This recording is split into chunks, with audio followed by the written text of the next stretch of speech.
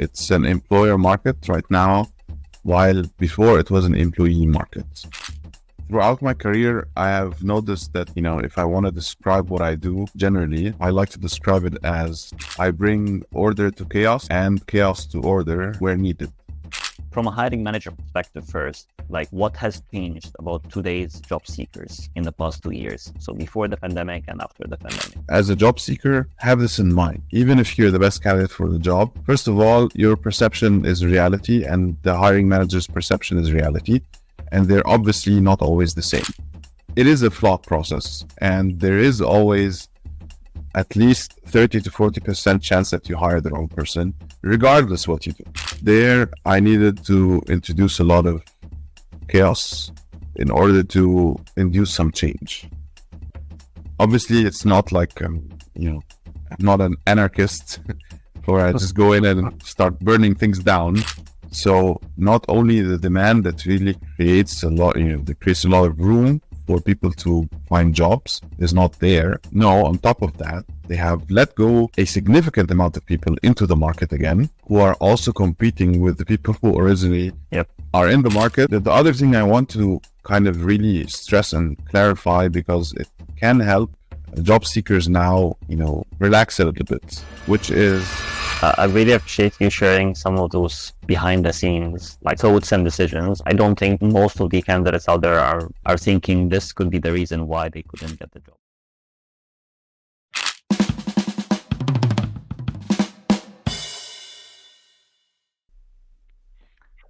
Abdo, it's a pleasure having you with us today. Thanks a lot for joining me.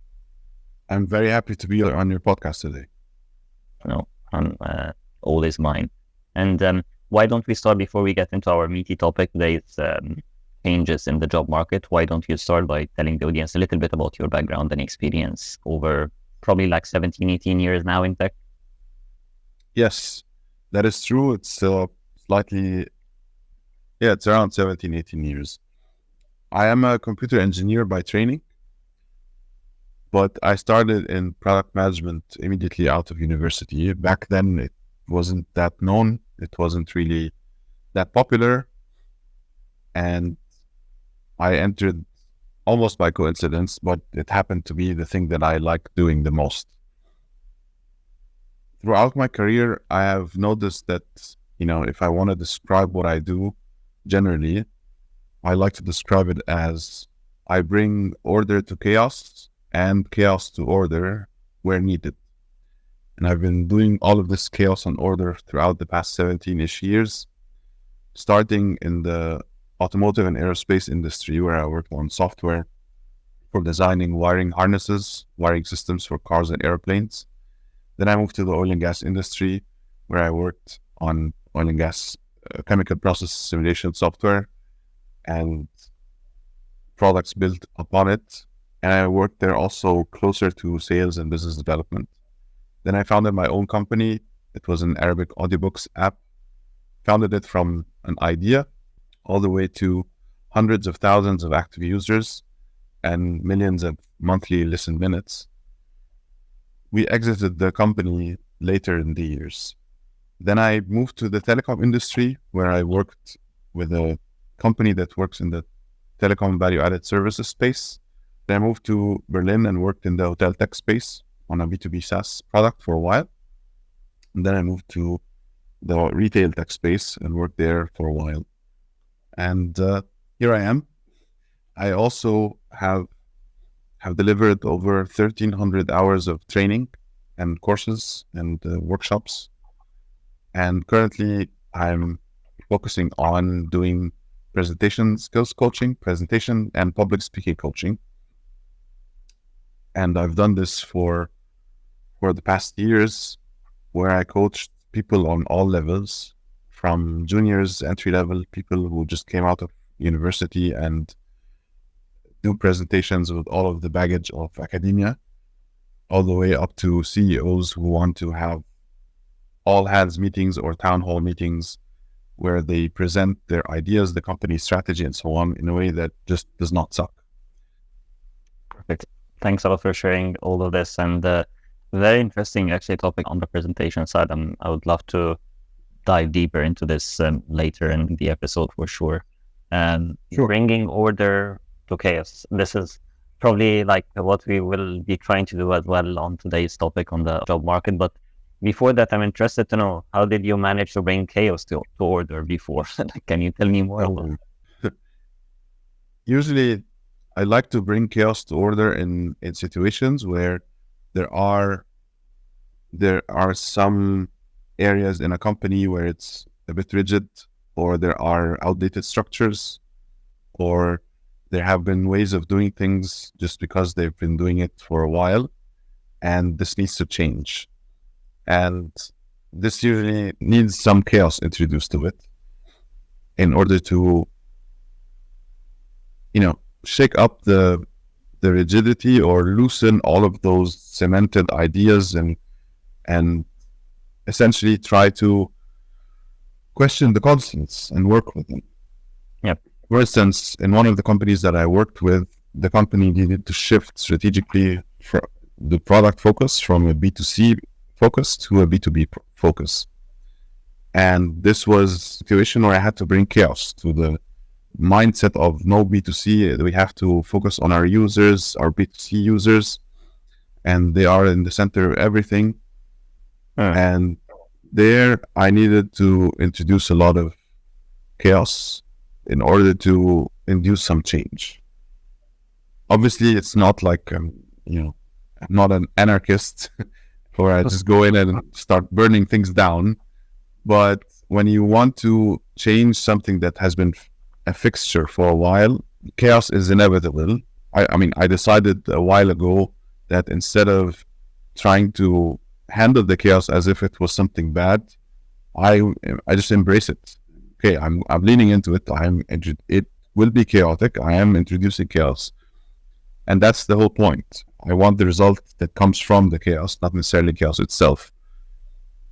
Perfect. Yeah, and I guess to some extent that is what we are trying to do today in today's world after the pandemic and the new reality across different things, and maybe we will focus today on the job market and how the experience has changed for both the hiring managers and the job seekers in the past 2 years, and how everyone has been trying to shake up the system in his own way, and things are slightly chaotic until they stabilize and come to balance, hopefully at some point. And maybe from your personal perspective, you've been hiring for many years. You've been a head of product for probably like 9-10 years now, if not more. So you have interviewed hundreds of people, looked at thousands, if not more, resumes. From a hiring manager perspective first, like, what has changed about today's job seekers in the past 2 years? So before the pandemic and after the pandemic. So what has really changed is the supply and demand balances. The balance of supply and demand has shifted dramatically in favor of the demand. There's way more supply of very talented and qualified people, and therefore the demand side, which is the hiring side, has a bit of an advantage. It's an employer market right now, while before it was an employee market. Nevertheless, this has reasons, not just the pandemic and so on, but when the big companies hire or are hiring and growing or in growth mode, they really suck up a lot of the supply in the market, and they pull a lot of people out of the market. For example, I remember a friend of mine who was working in one of the bigger companies, and he was saying that in one of the all hands related to hiring and growth, their target was to hire a number of people equivalent to another small social media company that you may have heard of. Okay. So we hired one of those social media companies, and our target next year is to hire 2. Or the equivalent of 2, like hiring, 50,000 people or something. So those companies, when they're in growth mode, they really create a massive amount of demand in the market. Now, those companies now are not in growth mode, not even in kind of, sustaining their level of people mode, they have been doing very, very drastic layoffs in the past few years. So not only the demand that really creates a lot, that creates a lot of room for people to find jobs is not there. No, on top of that, they have let go a significant amount of people into the market again, who are also competing with the people who originally are in the market, not necessarily looking to be hired by the big tech companies. But now they have competition of hundreds and thousands of people in the market. I also saw someone who posted on LinkedIn their observation of the numbers, the number of job posts in product. And before the pandemic on LinkedIn, I'm not sure how accurate those numbers are, but let's just use them figuratively, use them with a grain of salt, use them figuratively. But before the pandemic, the number of product job openings listed on LinkedIn was in the order of 200,000 to 400,000 all over the world, of course. Yeah. While during and after the pandemic, it's in the order of 20 to 40,000. Yeah. So essentially, you can see, even if this number is extremely exaggerated, even if it's not 10x difference, if it's a 5x difference, if it's a 3x difference, it's still a massive difference.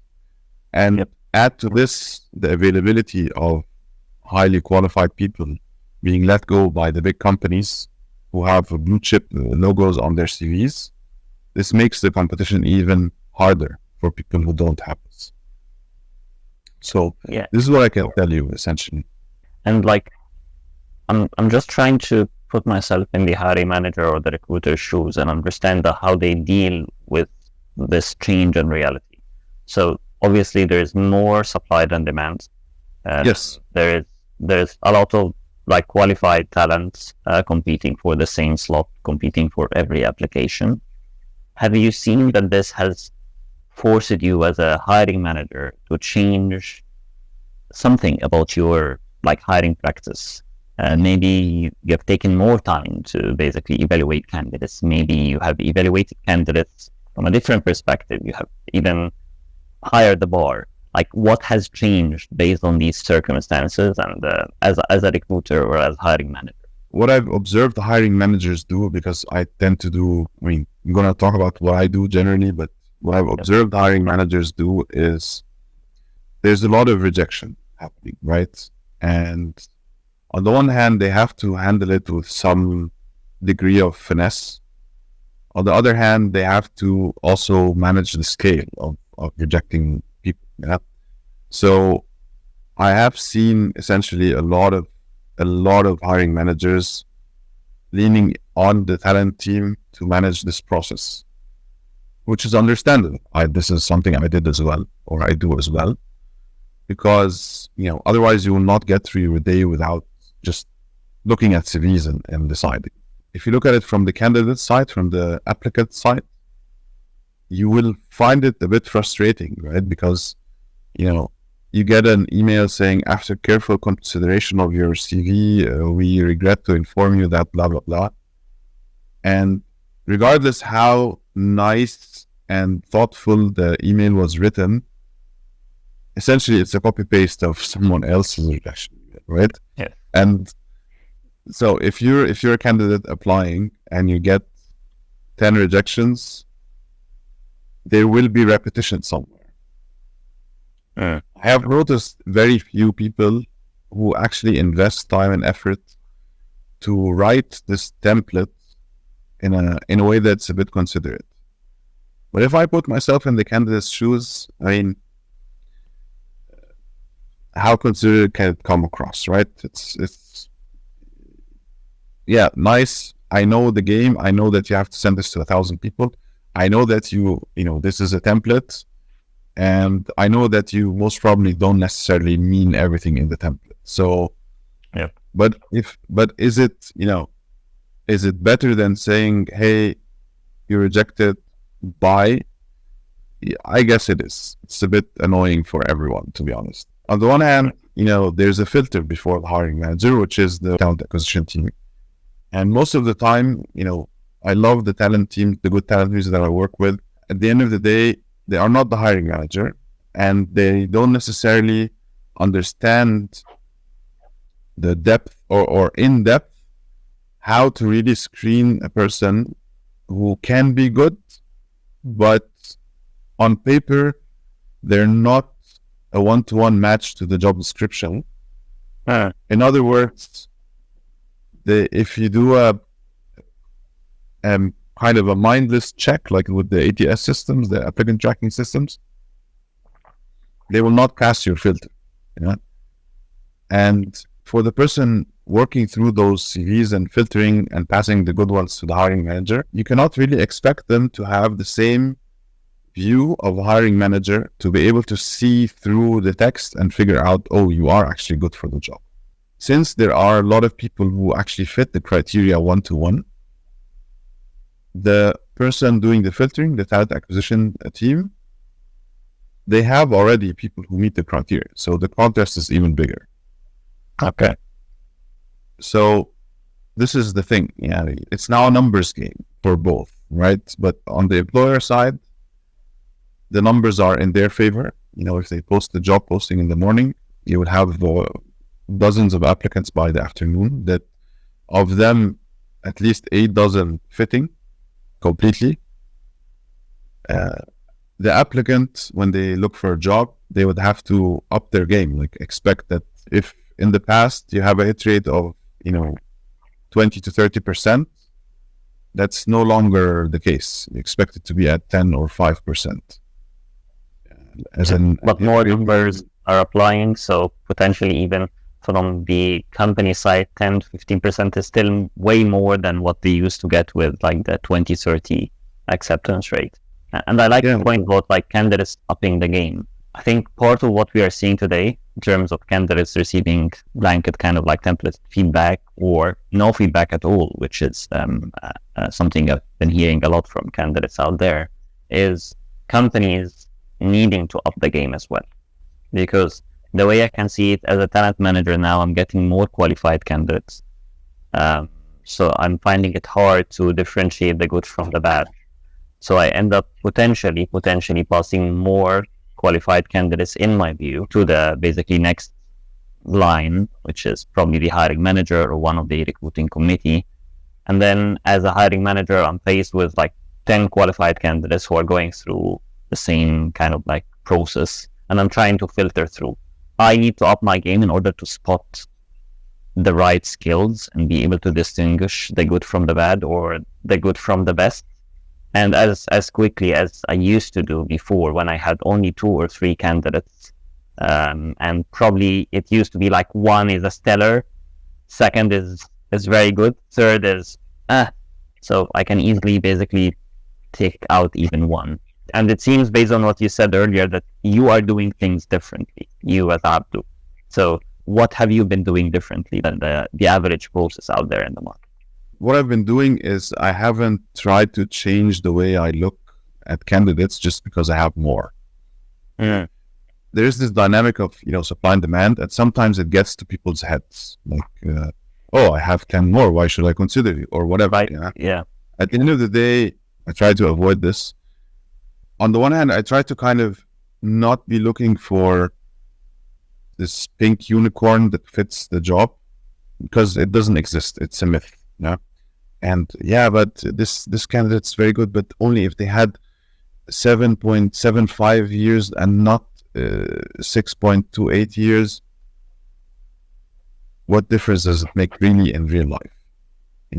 You either will get the person and they will fit, or not. During the hiring process, it's all very qualitative. Even if we try to make it quantitative, it's still very qualitative. The evaluation is very qualitative. And it's all about impressions and vibes and whatnot. And what I've seen a lot is that people give this too much weight.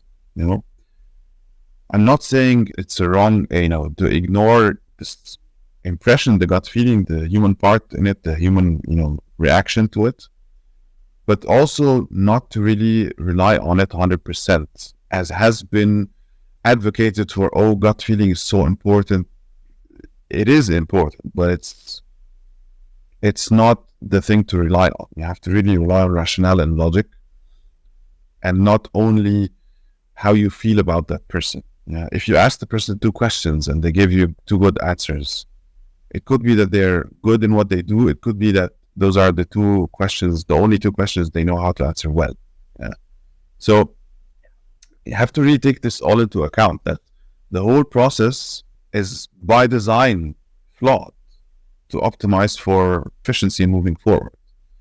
The alternative of doing an interview or a series of interviews and hiring a person based on this impression is to bring in someone, work with them for 3 months, and then decide, okay, this is your hiring process, and then let them go if you don't like them. But this is absolutely bonkers. You cannot really do that. I mean, you effectively try to do that by having a probation period that is 3 or 6 months, depending on where you are. But at the same time, it's like, I mean, the interview is not the end of the deal. Yeah. And, or the interview process. Not the job. Yeah, exactly. It is a flawed process, and there is always at least 30 to 40% chance that you hire the wrong person, regardless what you do. Because, what people call, culture fit, does he fit the culture, or do they fit the culture or not? In the hiring process, you only have the applicant's word. You can ask them, hey, are you pragmatic? Because we value pragmatism. What do you think they're going to say? Say, yes, of course, I'm very pragmatic. Or tell me a situation where you were very data driven, and then they talk to you about that. I mean, assuming they're not lying, assuming they are honest people, this could be the only experience that they have. Yeah, you don't have a 3-hour chance to really dig deep in every single situation and so on. So the hiring process has its very obvious shortcomings. Regardless how we change it, how we do it, because you cannot really look into people's heads and hearts and souls. So we have to accept it. Yeah, we have to be humble about this, and not necessarily think, okay, I don't feel this guy, I don't feel this lady, not really vibing, the impression was weird. Take it with a grain of salt. It's not. It doesn't say anything about you or the person who's the candidate. But it's all we have. The other thing I want to kind of really stress and clarify, because it can help job seekers now, relax a little bit, which is hiring decisions are essentially a mathematical random decision. Not that the hiring person the hiring manager closes their eyes and picks someone blindly from a list. What I'm trying to say is, hopefully not, but what I'm trying to say is there are so many factors that go into the hiring decision that end up making the hiring decision not necessarily a scientific process or a rational process that would hire the best person from a list. I can give you an example of one of the hiring decisions that I made in the past. I was interviewing for a product manager role. I had 5 very good candidates, sorted from 1 to 5 on my list. And in the beginning of the hiring process, I had a lady on my team go into parental leave. And then there was another one who was going to go maybe 3 or 4 months later, but suddenly during the hiring process, she had to be on bed rest. And then for another 3 weeks, there was someone who was going to take a vacation. And all of a sudden, I found myself, almost the only one in a very specific area in product. So I had to be very operational. And that would go on for, I don't know, at least 3 more weeks. So I had to choose someone from the list that wasn't number 1, wasn't number 2, wasn't number 3, it was number 4. He was a good hire. I really loved working with him. we have a very successful working relationship. We're even in close contact until today. But I chose number 4 because the person was ready to join next week. Yeah. All the others had notice periods and whatnot, even though they were better in the initial evaluation. I chose number 4 because of that. I can tell you even more stories. Like, I've had a situation where we already chose a candidate, wanted to hire them. They were really great according to this flawed evaluation process. But then we had someone internal show interest in the job. And what happened was, we have to prioritize this person, not only out of policy reasons, but also out of pragmatic reasons. Instead of onboarding the new person into the company, into the product, into the industry, you have to onboard the internal hire into different areas, but they can, from day one, they can deliver value. Yeah. This is a compromise we had to do. Or at least we don't have to think about culture fit. We know that this person has a culture fit and had high performance in other parts of the company. So they are a high performer. There's a good culture fit. And they will have a chance to grow fast, or at least we will give them a chance to grow fast. So for me, this is a potential A player that is a bit more secure, or with a higher probability than the person I'm hiring from outside. Yeah. So there are so many factors that go into the hiring decision that makes it like a mathematically random event. Yeah. So we have to, as a job seeker, have this in mind. Even if you're the best candidate for the job, first of all, your perception is reality and the hiring manager's perception is reality. And they're obviously not always the same. Yeah, so that, take a deep breath. And it is a mathematically random decision. So also take a deep breath. Hopefully it will come someday. And until then, it's just about keep grinding. There's no way around it.